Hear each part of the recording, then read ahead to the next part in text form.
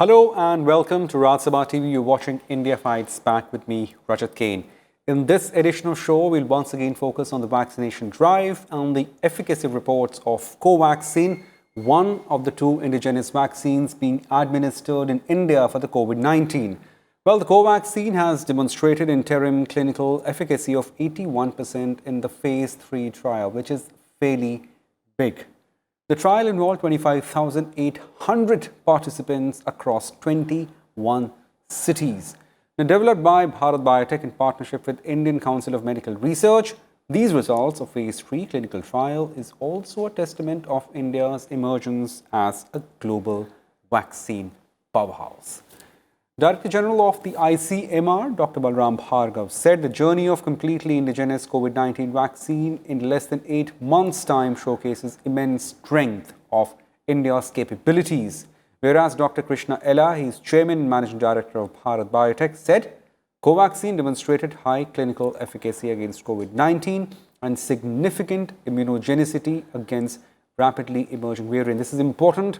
What Dr. Ella is saying that this vaccine is also found to be extremely receptive when it comes to the emerging variants. So, what does significance of these results, the clinical trials, hold for us for COVID vaccination?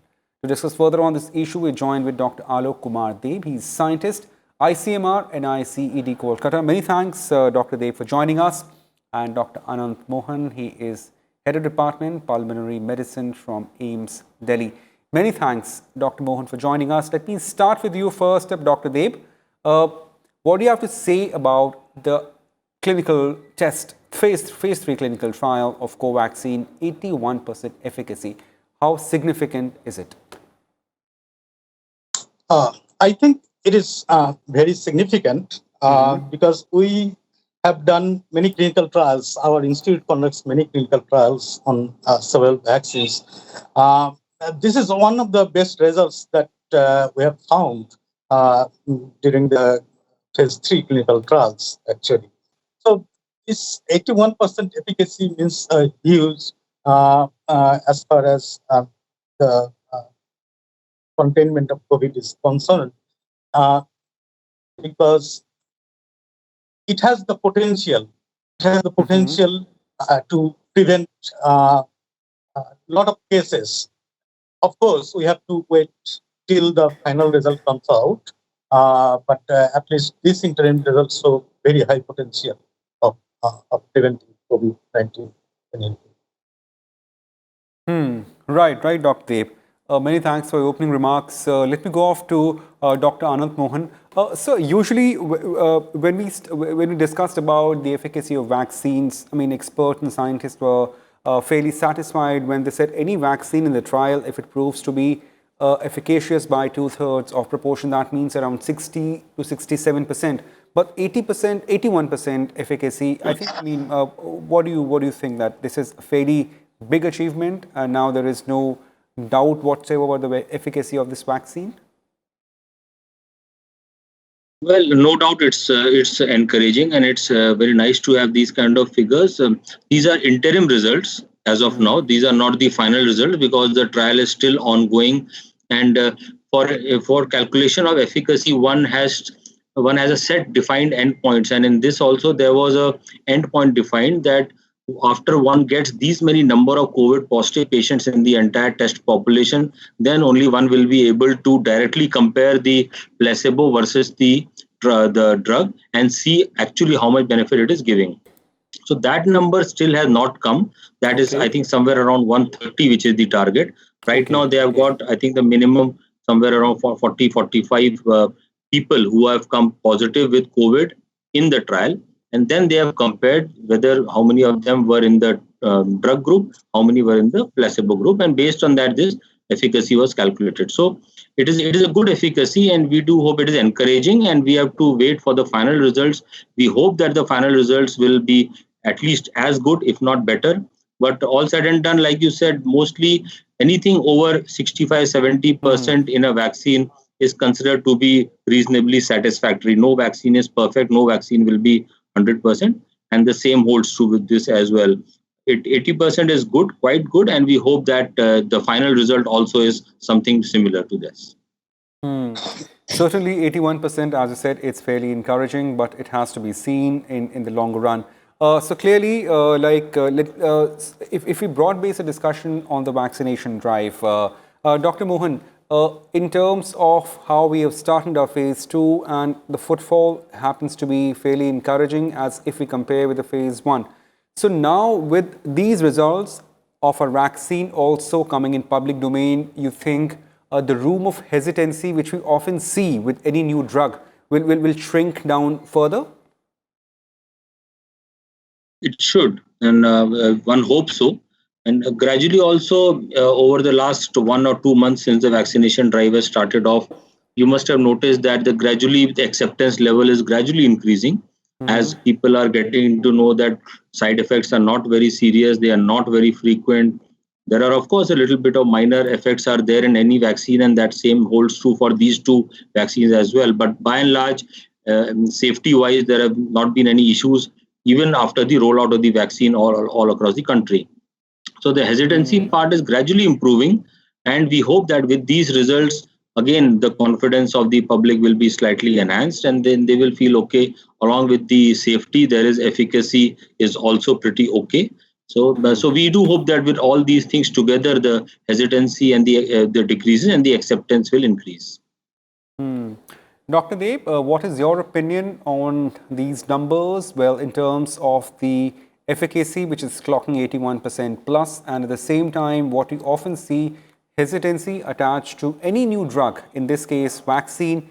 So when public gets to know the efficacy of a given vaccine, will the hesitancy go away gradually? Yes, of course. I expect so, because actually I, I started getting calls from many of my friends and colleagues and other relatives that they were not willing to take Covaxin earlier, but now inquiring where to get this vaccine, what are the nearest centers, all these things. Because we have seen actually, we work closely with one of the government hospitals here, the infectious disease hospital. Where they run a vaccination clinic. So when the Covaxin started in the early period, hardly there are few takers of the vaccine. But now even I went there today in the noon time. So a lot of people are in the queue to get the vaccine.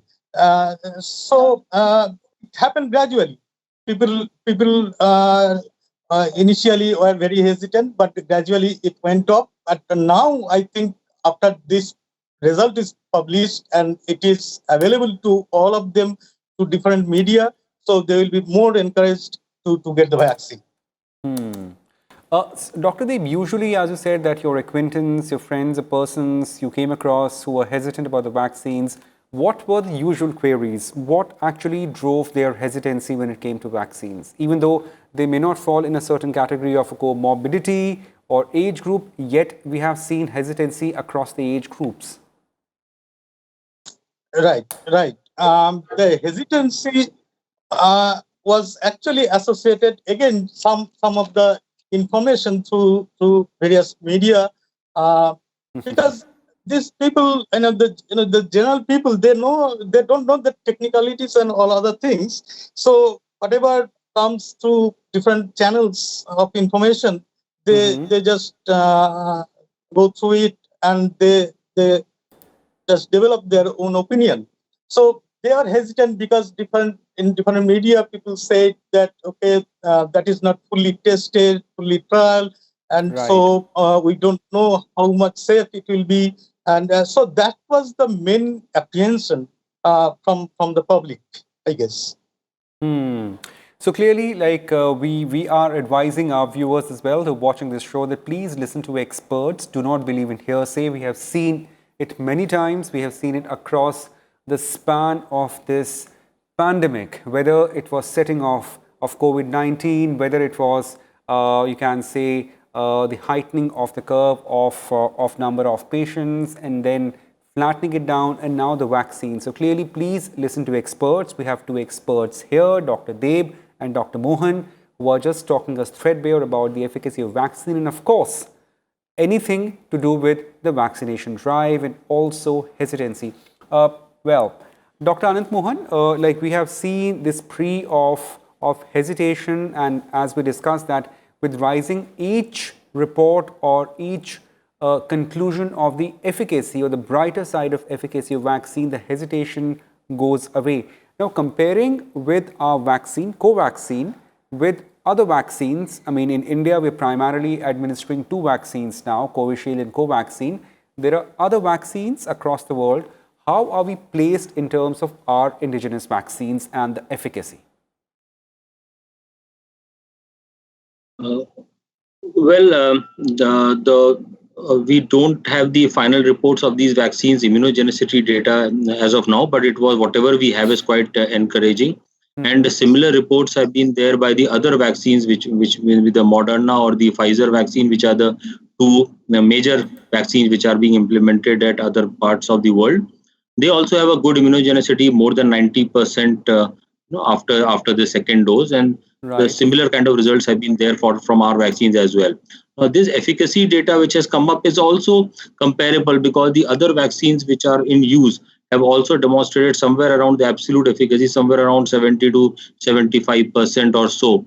So that is the general trend of most vaccines, that they tend to do of around 70 to 75%. Of course, there may be some situations or some subgroups in which they may work better. That will have to be seen. For example, some may say that this works better in those who have got some comorbidities. For example, I'm just giving an example. Some may say that this vaccine works better in those who are of a particular age group. So these things will have to be dissected statistically later on once we have the entire raw data with us.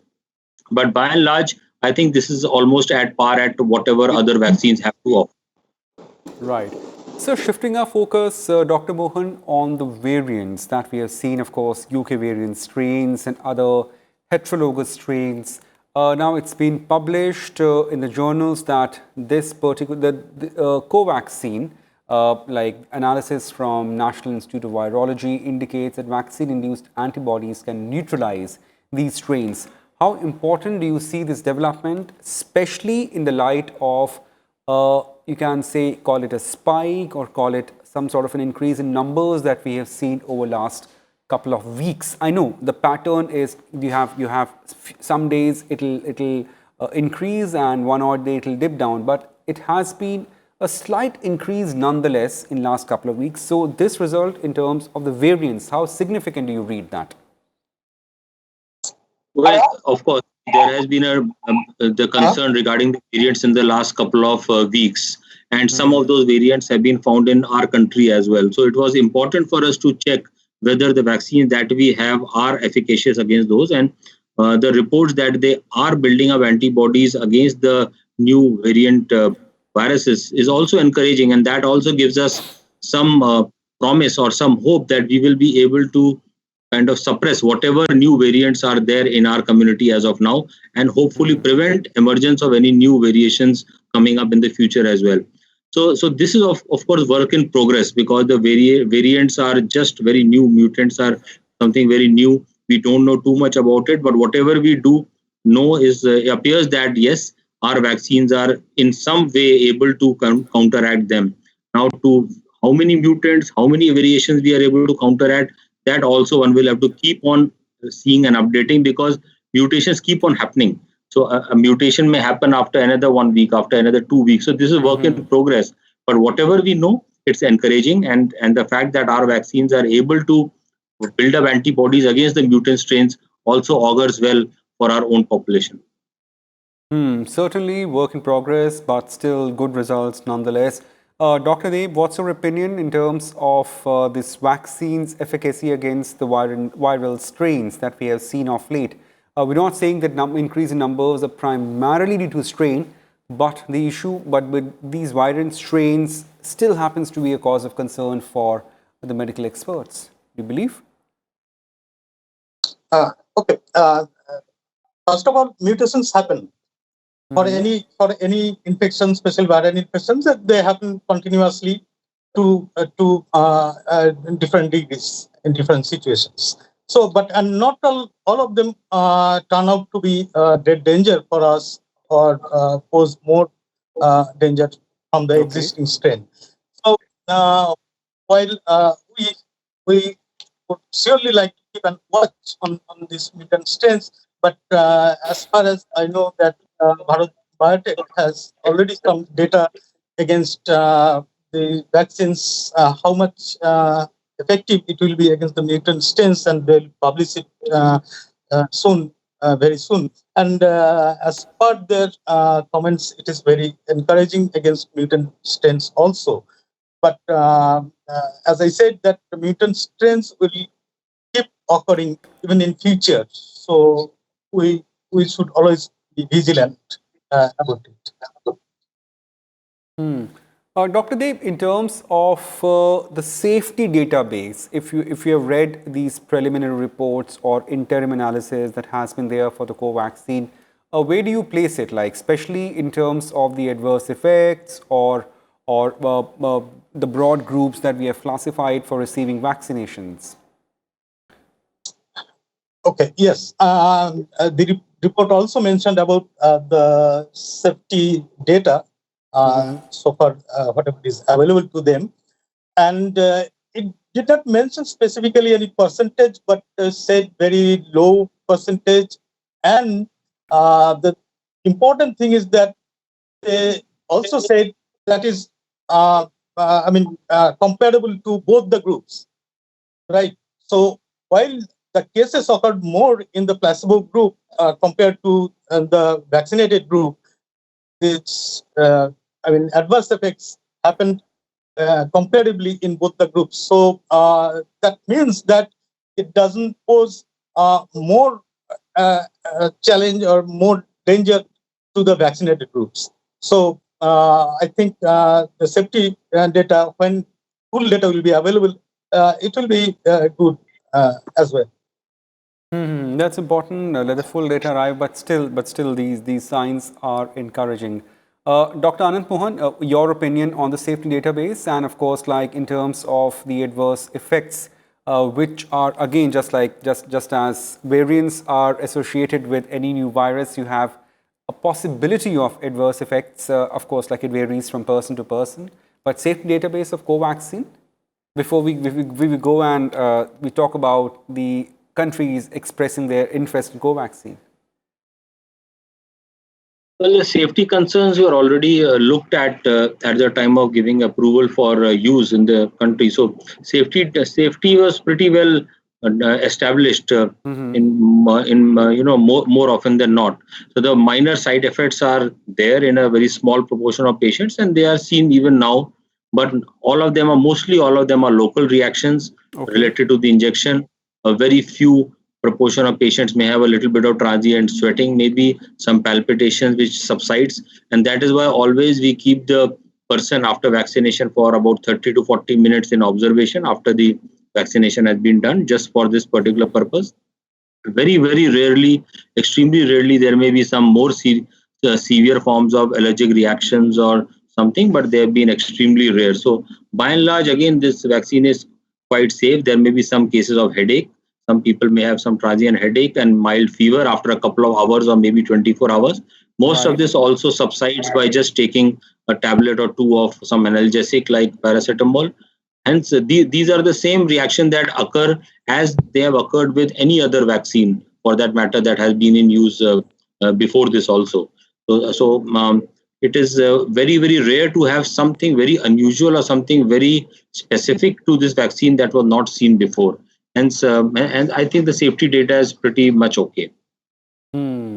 Safety data is okay in terms of the vaccines. So as we near the close of the show, we have there are reports that more than 40 countries globally have expressed interest in Covaxin, and of course, like these countries are highly satisfied with a safe and inactivated vaccine technology and the robust data package for safety and immunogenicity. If we talk of these vaccines, how does it place India in terms of world vaccine order? Like, are we emerging as one of the global powerhouse of manufacturing the vaccine.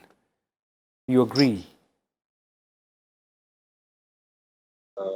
Dr. Mohan, that's my Yeah. question to you. Okay. Please, sir, go on. So yeah, all right. So yes, of course, it feels good to see that something which is manufactured in our country is being recognized for its quality globally, and that people are expressing their interest in procuring this vaccine. Again, more and more results that keep coming, more and more final results that keep coming will establish further the confidence levels in this vaccine. And there is no doubt that India is one of the major manufacturers of vaccine across the world. So that's everybody knows that. And hence, of course, one will have to step up if we have to kind of distribute this vaccine after our own population is reasonably well vaccinated. That also we have to take care of, because that's also a huge task in itself. And when we decide to send it to others, then one will have to step up their manufacturing capabilities, and all those things will have to come into play. But yes, overall, it does give a boost to our scientific capability and also to the confidence of the people who are making these vaccines within the country, that it is of utmost the top quality work. Right, Dr. Deb, as we're discussing, that a lot of countries have expressed their desire to have Covaxin, and of course, like other vaccine from India.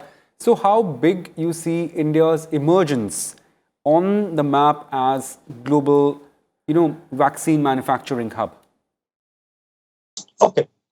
Actually, India is already a giant supplier of many of the other vaccines, and people trust in vaccines.